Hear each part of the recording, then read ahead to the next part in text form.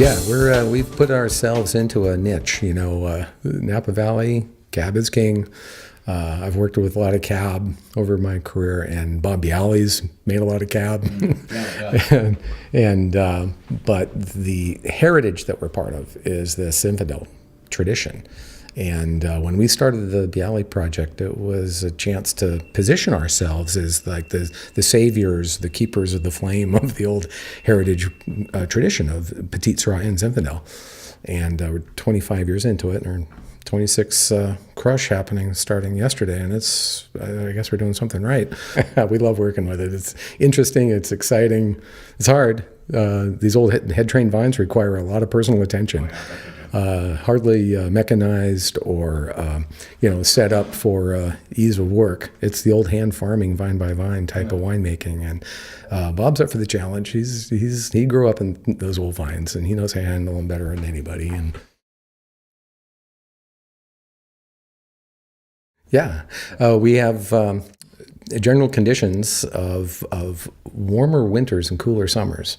And with cooler summers, we have that nice, long, slow ripening, good flavor and color development, and that's where the intensity of Zinfandel comes from. And it's how we measure ourselves against other producers in the warmer climates that the Oak Knoll district and these cool mountain locations we work with kind of bring out a lot of that natural vibrance and intensity of Zinfandel. And this could be a special year, yeah.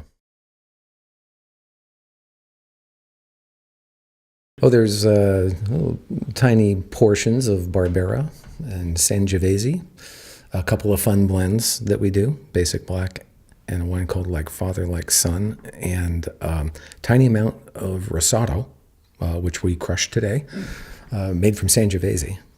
And we have a small first crop out there of Greco, which is made in Greco di Tufo. It's the grape of that part of Italy and in Campania.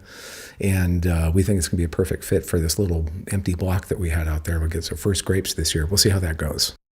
Well, Black Chicken is a great story, and it's one of the best. There's a lot of quaint stories, but I'm telling you, it's about the sweetest that I've heard. And it all came out one day after we had started the Biale project. It was a Biale family winery-based project, sourcing grapes from the old family vineyard over here, about a mile from where we are. And Aldo Biale was on the porch with us, and we're talking about the old days. I'd come out of this, environment, or I was in the environment at that time of telling stories, selling wine. I had also a background in newspaper business. I'm a newspaper guy. I love stories. And he comes out with a story about the old days, which was really remarkable. And that when he was a kid, his dad had died. And this is 1942, when he was 13 years old. He was born the day the stock market crashed in 29. Wow. So this is hard times in Napa. Yeah. And when he was a teenager, tragic circumstances, father passes away. And to make a little extra money during those hard times, he started a little side business of selling some wine along with the eggs and produce that they were selling at the time. And it was a delivery system. People get their orders in during the week, and he'd deliver on Fridays. And a delivery system.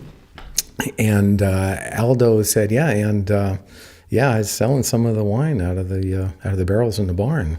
I said, "You're kidding? You had like a bootleg business? That's amazing." And he said, "Yeah, and I had a code name for it. It gets even better." And I said, "What was that?" He said, "Black Chicken. We called it a black chicken on the party line." And in those days, people shared the phone out here in the country. And there were no secrets because people could be listening on the extension. So here's a teenage boy coming up with like a little stealthy ordering system for some jugs of homemade wine that he's delivering with the eggs. I said, "Aldo, that's priceless. That's a great, authentic story. We got to do a wine called Black Chicken." He's a little hesitant at first, thinking maybe statute of limitations weren't over yet.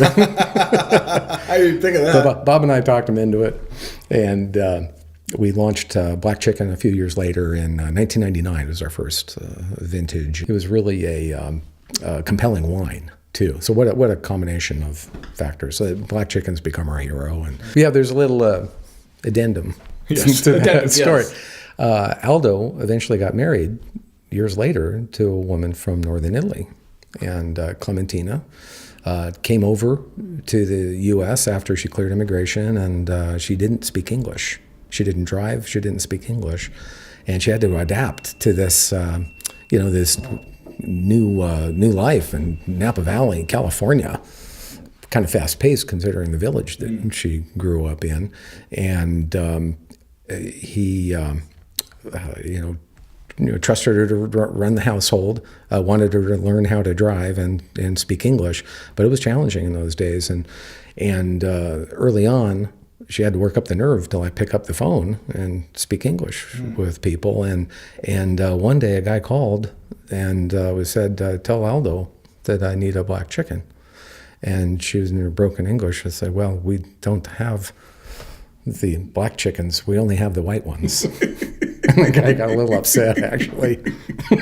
He said, "Would you just tell Aldo? Would you just tell Aldo what I mean?" And so Aldo, he was trying to protect Clementina, not make things too complicated for her, and eventually let her know what was going on around the house. Let her know what was going on. Okay, here's what's going on. Yeah. And she carried on that black chicken tradition with Aldo and his mother. The Nona lived with the couple and the children. And it was a family tradition, growing grapes, making Zinfandel. A little bit went out, with the eggs. Just that slice of old, sweet Napa farming,